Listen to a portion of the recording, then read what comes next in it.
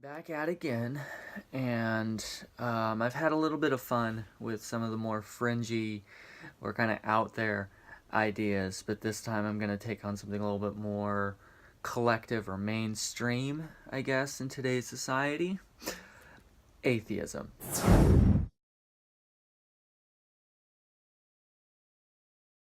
So, why atheism? Well, atheism is a little bit of a close thing to my heart because it's somewhere that I've been ideologically, but then it is also something that I kind of keep a close eye on by virtue of the fact that it claims to be this ideology based on evidence and letting the best idea win.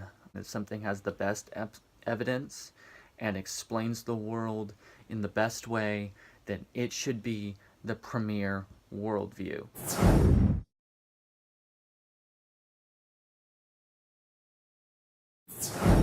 So, this video that I'm going to be responding to, it's called Did Jesus Exist and Why It Doesn't Matter? By The Atheist Voice is the name of the channel, and the person speaking is a guy named Hemant Mehta. He confronts it first, saying that it is a tough question, but then follows that up with two statements that I just don't understand, but I think that are connected. The one, it says that he hasn't really studied it, and second, that he doesn't think that it matters. And so I would say, like, how can you attempt to make a quality defense against an ideology that you don't understand possibly the most important tenet of? Now, he continues saying that there's only two questions that do matter to him. And credit where it is due, these are the only two questions that really matter. Did he really perform miracles? And two is, did he really die and resurrect? How do we answer those questions? Evidence, because he says that there's no evidence to suggest that he did produce miracles and that he did resurrect. How do you know there's no evidence? Well, in one instance, those miracles lead directly to his crucifixion. If he doesn't perform those miracles, he doesn't build the following that he had. If he doesn't build the following that he had, he never builds the opposition that would result in his death. So now we have to ask the question of, why was he crucified if he didn't perform those miracles? If we're going to take the argument of that those miracles did not happen, then now we have to justify his death.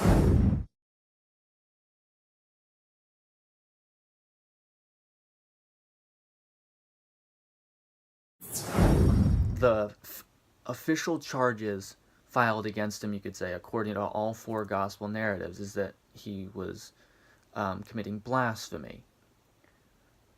Blasphemy how? And in fact, Jesus actually confronts the Pharisees who wanted to put him to death, and other crowds that he was among that wanted to put him to death, and he says, which of these good deeds that I have done, which of these miracles that I have performed are you going to stone me for?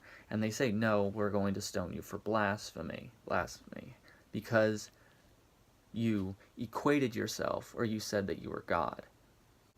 Because, I mean, if someone's standing in front of you in flesh and bone, and they say that they're God, we say, oh, that guy's crazy. Unless, of course, he does the one thing that only a God can do, which is resurrect from the dead.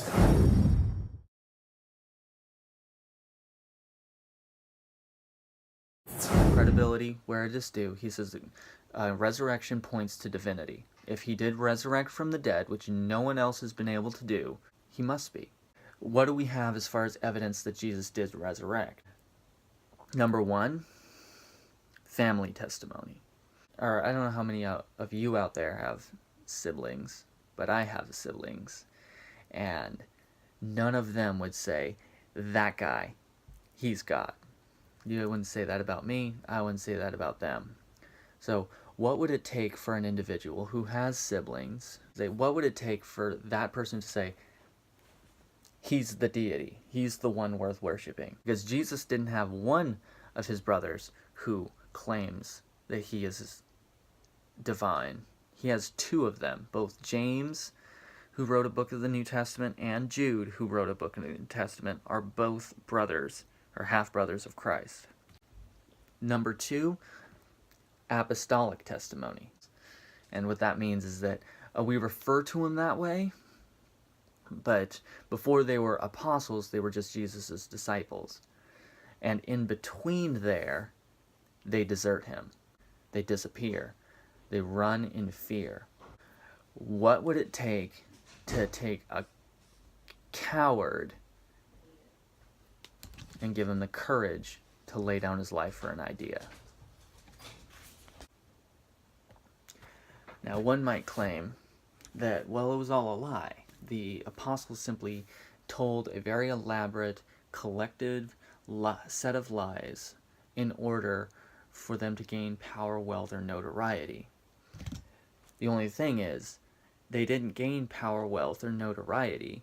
What they did was die in torturous, bloody, traumatic ways. Whether that's the Apostle Peter being crucified upside down, or if that's John being boiled in oil. They all suffered in ridiculous ways. The only reasonable claim is that, at the very least, they believed it.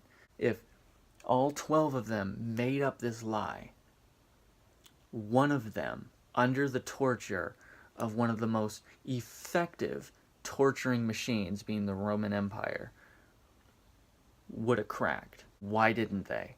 Why didn't at least one of them be like, nah, guys? Why were they so willing to wear their feet out, walking this message as far as they could take it? Third point, which is Paul's conversion. What would it take for, let's say, a ISIS terror captain, a suicide bomber, to convert himself to Christianity? And then all of those things rest on the fourth point, which is an empty tomb. Now, this is commonly where people would assert, well, what if the disciples stole the body? Well, if the disciples stole the body, which actually the gospel accounts tell us that the Pharisees wanted the people in Jerusalem to believe. If they just stole the body, which, first of all, where do they get the courage to do that, given the fact that they had just fled in terror, wanting to distance themselves from the man who had just been put to death by the Roman Empire? Where would they get the courage to do that, and the idea to do that? Why would they do so, since they have just abandoned him? Second, what would they gain from doing that? If they were just perpetuating a lie that Jesus had resurrected, one of them would have eventually, in a night of rough drinking or something, would have eventually let it slip. Well, you could say that, well, the tomb wasn't empty. That there's actually a tomb somewhere, there's a body in there, it's been rotting for this entire time. Well, if that's the case, then after the rumors of Jesus' resurrection started to circulate, all the Pharisees would have had to do is say, see, it's right there. Drag the body out, show everyone, see the guy, he's got the nail marks and everything, this is the guy, you guys are all a bunch of fools that have been deceived. Well, what if it's a situation that Jesus didn't really die, which is supposedly the swoon theory? Both Mormons and Muslims believe this. He didn't really die, he was just severely wounded, went into the tomb, recovered from his injuries, came back out. Well, he had nails driven through his hands and through his feet, run through the side with a spear after being flogged to near death, being beaten and abused all through night without any rest. And you're going to say that that guy had the strength to move the stone that was blocking his tomb entrance after just 2 nights laying in there? Like, is it some kind of health regen chamber or a Vita chamber, like Bioshock or something? If any story that involves anything other than resurrection there still requires what would be considered a medical miracle at the very least. You're going to need a team of doctors and very qualified surgeons in there stitching him back together. Even if he didn't die on the cross, after they threw him into the cave there, he was definitely going to die. If he wasn't dead, he was dead by the time that the woman would have found him the next morning. And they were expecting him to be dead in the tomb Sunday morning as well.